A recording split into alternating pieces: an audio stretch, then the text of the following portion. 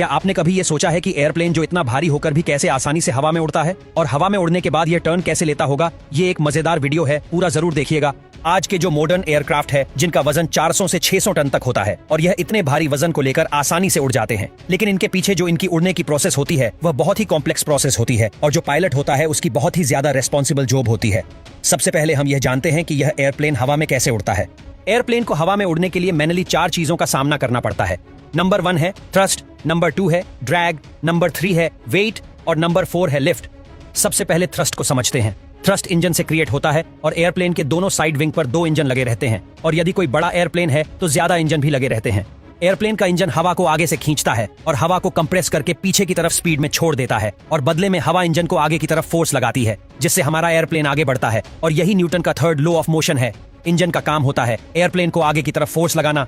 Drag force या friction को समझते हैं। मान लीजिए कि आप अपनी कार से ट्रैवल करते हैं और आपने कार की विंडो से हाथ बाहर निकालते हैं तो आपके हाथ को एक फोर्स फील होगा जो हवा का फोर्स होगा और यह आपके हाथ को पीछे की तरफ ले जाने की कोशिश करेगा। लेकिन यहाँ पर जो हमारी कार है उसका थ्रस्ट ज्यादा होता है और हमारा हाथ भी मजबूत होता है, तो हम कार के साथ में चलते रहते हैं।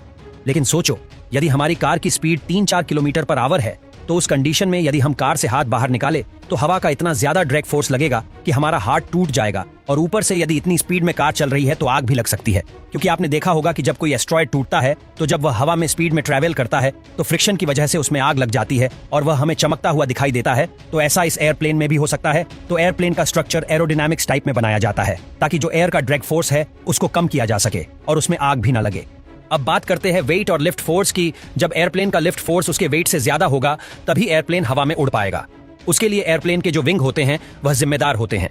एयरप्लेन के विंग ही लिफ्ट फोर्स प्रोवाइड करवाते हैं। अब हम इस लिफ्ट और वेट को थोड़ा आसान भाषा में समझते हैं।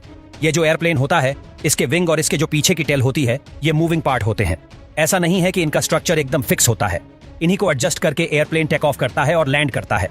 यह विंग फ्लूइड मैकेनिक्स की हेल्प से अपने विंग्स की पोजीशन एडजस्ट करते रहते हैं और इन टेक्नोलॉजी को एयरफॉल मैकेनिज्म भी कहते हैं।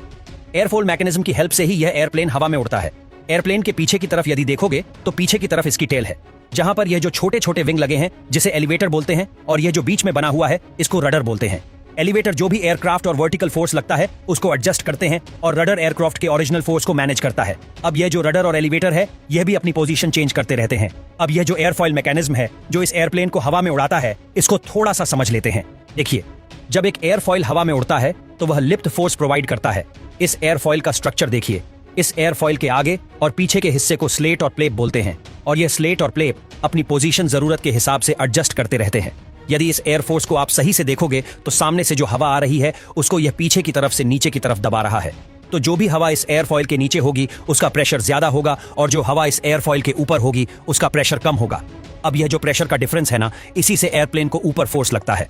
जब हवा का प्रेशर ऊपर की तरफ कम है तो यह एयरक्राफ्ट ज्यादा प्रेशर से कम प्रेशर वाली साइड की तरफ जाएगा और इसी तरीके से इस एयरफॉइल मैकेनिज्म से जो एयरक्राफ्ट के विंग होते हैं उन पर ऊपर की तरफ लिफ्ट फोर्स लगता है। वैसे यह एयरफॉइल मैकेनिज्म थोड़ी सी कॉम्प्लेक्स फिजिक्स का कॉन्सेप्ट है जिसको कभी और वीडियो में समझेंगे। अब हम इसकी टेक ऑफ की प्रोसेस को समझते हैं कि जब एयरप्लेन हवा में उड़ता है तो उसके अंदर क्या क्या होता है। सबसे पहले एयरप्लेन को हवा में उड़ने के लिए जो भी इसके इंजन है उनकी पावर को बढ़ाया जाता है, यानी इंजन थ्रस्ट को इंक्रीज करता है तो एयरप्लेन रनवे पर आगे बढ़ने लगता है। तो जब एयरप्लेन अपनी प्रॉपर स्पीड में आ जाता है, यानी जब ये हवा में उड़ने के लिए तैयार होता है, तो फ्लेप और स्लेट को एक्टिवेट किया जाता है और स्लेट और फ्लेप का एंगल ऑफ अटैक एकदम से बढ़ा दिया जाता है। एंगल ऑफ अटैक का मतलब होता है जो एयरप्लेन के विंग है वह नीचे की तरफ झुक जाएंगे और पीछे की तरफ जो एलिवेटर लगे हुए हैं उसके विंग को ऊपर की तरफ मोड़ दिया जाएगा। जैसे ही ये अगल बढ़ता है तो एयरप्लेन रनवे पर चलता चलता एकदम से हवा में आ जाएगा, क्योंकि यहाँ पर जो एयरक्राफ्ट का वेट है उससे विंग से लगाया हुआ लिफ्ट फोर्स ज्यादा होगा, जैसे मैंने कार वाले एग्जाम्पल में बताया था। और जितना ज्यादा लिफ्ट फोर्स होगा उतना ही एयरक्राफ्ट स्पीड में आगे बढ़ेगा और उतना ही हाइट पर जाता रहेगा। और यदि इस एयरप्लेन में स्लेट और फ्लेप को एक्टिवेट नहीं किया गया तो इस एयरप्लेन को एक बस की तरह चला सकते हैं जो कभी नहीं उड़ेगा ये। अब एयरप्लेन के इंजन तब तक थ्रस्ट को बढ़ाते रहेंगे जब तक अपनी ऊंचाई पर नहीं पहुंच जाता, और जब एयरप्लेन अपनी जरूरत की ऊंचाई पर पहुंच जाता है तो विंग का जो एंगल ऑफ अटैक है उसको कम कर दिया जाता है। और इस केस में एयरप्लेन का वेट लिफ्ट फोर्स के बराबर में होगा तो इंजन को थ्रस्ट भी कम जनरेट करना होगा और फ्यूल की कंजम्पशन भी कम होगी। एक बार जब एयरप्लेन रनवे से हवा में आ जाता है तो एयरप्लेन अपने टायर को भी अंदर छुपा लेता है ताकि जो हवा का ड्रैग फोर्स है उसको कम किया जा सके। चलो, अपना एयरप्लेन हवा में तो उड़ गया सक्सेसफुली। अब बात आती है ये हवा में टर्न कैसे लेता है। देखिए, यह भी एक गजब की साइंस है। 2 तरीके हैं एयरप्लेन को हवा में टर्न लेने के लिए। पहला, यदि हम पीछे की तरफ ये जो रडर लगा है उसको यदि एडजस्ट करें तो एयरप्लेन टर्न ले सकता है। लेकिन इस कंडीशन में जब एयरप्लेन टर्न लेगा तो जो भी इसके अंदर पैसेंजर है उनको एक साइड में धक्का लगेगा। तो फिर ऐसा क्यों किया जाए? यहाँ पर तो हवा है, हम जैसे चाहे वैसा टर्न ले सकते हैं और ये प्रैक्टिकल मेथड भी नहीं है, तो इसके लिए पायलट एक दूसरा मेथड यूज करते हैं। इस तरीके में एयरप्लेन के विंग है, उनको एक को नीचे की तरफ कर दिया जाता है और दूसरे को ऊपर की तरफ कर दिया जाता है। जब ऐसा किया जाएगा तो एयरप्लेन ऐसे तिरछा हो जाएगा।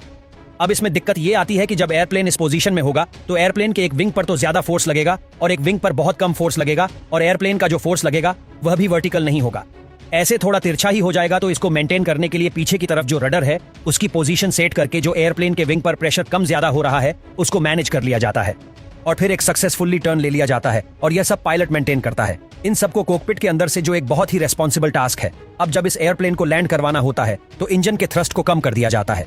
तो जैसे ही इंजन का थ्रस्ट कम होता है तो एयरप्लेन धीरे धीरे नीचे आने लगता है, जिसमें प्लेन का लिफ्ट फोर्स प्लेन के वेट से कम होगा, जिसे प्लेन आसानी से टेक ऑफ कर पाएगा। जब प्लेन रनवे पर आ जाता है तब प्लेन को जल्दी से रोकने के लिए इस स्पॉइलर को एक्टिवेट कर दिया जाता है, जिससे जो सामने वाली हवा आ रही है उससे और ज्यादा ड्रैग फोर्स क्रिएट कर सके और इंजन जो थ्रस्ट पैदा कर रहा है उसे भी रिवर्स कर लिया जाता है, और इस तरह से एक प्लेन अपनी उड़ान पूरी कर लेता है।